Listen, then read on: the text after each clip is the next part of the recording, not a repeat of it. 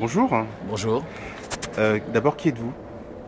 Guy Darmet, directeur artistique de la Biennale de la Danse et directeur de la Maison de la Danse. Euh, alors, en quoi consiste votre travail?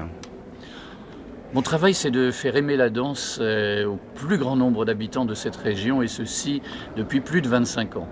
Mon travail, c'est de faire venir des compagnies de danse du monde entier, toutes techniques confondues, devant un public qui, je crois, aime particulièrement la danse. Effectivement, j'ai remarqué qu'il y a beaucoup de choix et très éclectiques dans toutes les compagnies. Il y a, enfin, je suis parti voir Montalvo, Jérôme Bel, qui sont des styles vraiment très très opposés. Comment vous faites pour organiser, pour rencontrer ces artistes? Comment se passent vos rencontres avec ces artistes qui ont à chaque fois des choses très nouvelles à proposer? Je dis toujours qu'un grand festival ne se prépare pas dans un bureau avec un ordinateur et un fax. Je crois qu'il faut beaucoup voyager, il faut aller rencontrer aux quatre coins du monde. Il faut avoir des rapports amicaux, des rapports de discussion avec les artistes, et c'est ainsi que naissent les plus beaux projets. Donc c'est vrai qu'on peut trouver des personnalités extrêmement différentes, mais parce que lorsqu'on a un esprit suffisamment ouvert et que l'on s'intéresse à la danse sous toutes ses formes, c'est très simple de rencontrer ces artistes venus des quatre coins du monde. Le seul problème, c'est qu'il faudrait avoir beaucoup plus de 24 heures par jour pour pouvoir fixer tous les rendez-vous.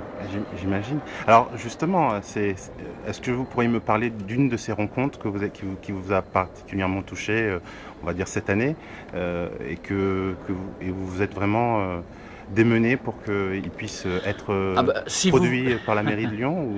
Alors, si vous voulez vraiment que je vous raconte l'histoire la plus difficile, c'est bien entendu la Compagnia Urbana de Danza, qui sont 11 jeunes danseurs qui viennent des favelas de Rio, dirigés dans une compagnie dirigée par Sonia Destri, mais une compagnie qui n'a pas d'organisation, qui n'a pas d'administrateur, qui n'a pas d'argent, et donc il a fallu...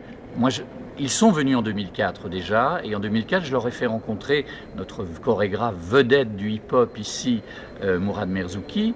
Ils ont décidé de travailler ensemble, mais après, il a fallu organiser tout ça, et ça a été complexe. Il a fallu que Mourad aille au Brésil pour travailler avec eux.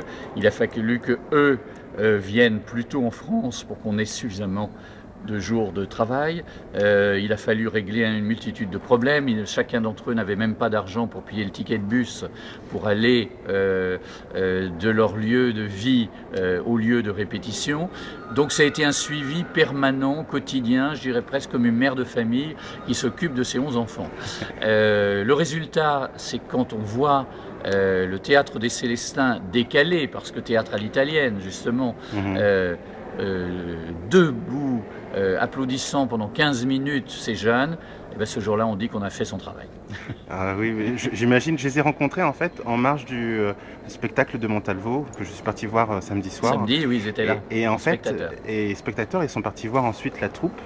Et donc je les ai accompagnés. Je ne savais pas que c'était la compagnie Urbana de Danza. Et il y a effectivement des liens très forts qui se sont installés entre la troupe de Montalvo et ces danseurs-là. Et il y a une sorte de reconnaissance réciproque qui s'est installée. Oui, autour du hip-hop, oui, autour du hip-hop qui évidemment. réunit absolument toute une jeunesse du monde entier aujourd'hui. Et on aurait eu des Coréens, on aurait eu des Sud-Africains, la rencontre se serait faite de la même manière. Ils appartiennent au même univers. Effectivement. Je vous remercie.